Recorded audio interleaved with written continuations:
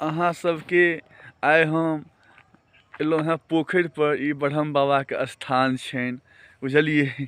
और हैया देखा रहल छी अहाँ सबके। एहि दुआरे देखबै छी जे गाँव घर के लोग तो बड़ नीक से देखते रहे छथिन, अपना सबके परदेसी सबके कहाँ ई मौका सब देखे सुनै ले। ई पोखरि अछि, देखिए ई पोखरि भऽ गेल, बुझलिए। ई आम झाड़ सब भऽ गेल ई आम झाड़ अछि। अखन मज्जर नहीं एला ई सब में, बिल्कुल मज्जर नहीं एला और ई देखियो अपन सबके खेती के एगो वीडियो बनेने रही काल्हि खिना, लेकिन कनी अन्हार भऽ गेल रहे, बुझलिए।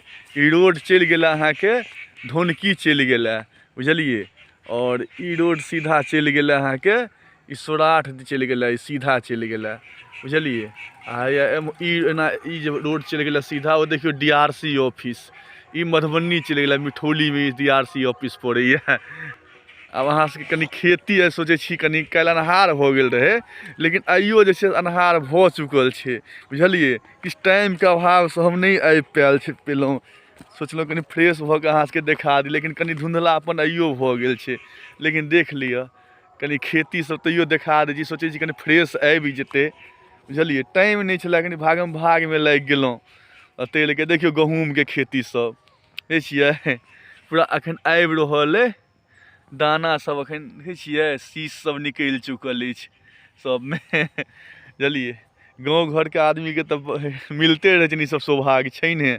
अपना परदेसी सबके देखियो बहुत मुश्किल से सौभाग्य मिलैया। तो सोचलहुँ कनी गाँवो घर के देखा दै छियनि। ई गहूँम के खेती अछि, आ ई मुरई के छलैया खेती एहिमे, लेकिन की छै पूरा नहीं सुतरलनि। आ ई सरसों के देखियो, ई सब सरसों मुरई केने छलखिन हैं, लेकिन नहीं सुतरलनि, बुझा नहीं बढ़िया भेलनि, सूखि गेलनि बुझलिए। ई देख लियो ई सब ई गहूँम के खेती सब देखियो पूरा जत्तऽ तक दिखाई दैया, जत्तऽ तक दिखाई दैया पूरा गहूँमे के खेती छै, बुझलिए। बथुआ साग सब उपटि गेल अछि आब। आ ई देखियो बड़ो गाछ छै, हमरा सबके जमा हमसब बहुत एहि पर जे छै से खेलै कूदै छलहुँ हैं, बुझलिए। आइ हमर छोटू भाई छथि, फेर आइ एलथि हमरा संगे। छोटू भाई की कहै छियनि ठीक ठीक और सब देखियो ई पूरा ठीक छै। एक बेर खेती के नज़ारा और देख लियो बढ़िया से, गहूँम के खेती, बुझलिए। कते हरा भरा है, बड़ा सौभाग्य है अपन सबके, की कहू धरती के, बुझलिए। खुशबुए से मोन एकदम किस्मत से की करबे, जे कि प्रदेश में हम अहाँ भटक रहल छी कुछ मजबूरी कारण। नहीं तो ई अपन मिथिला के तो स्वर्ग नहीं कहै छै, स्वर्गो से बढ़ि कऽ अछि, बुझलिए। मिथिला के धरती के, पावन धरती के खुशबुए अलग छै, बुझलिए चलू देख लियो बढ़िया से गहूँम के खेती के।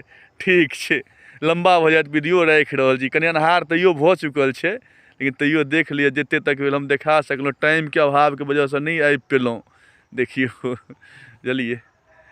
ई मिठौली बाध पड़ै छै, ओ डीआरसी देखा रहल अछि ठीक छै, चलू प्रणाम।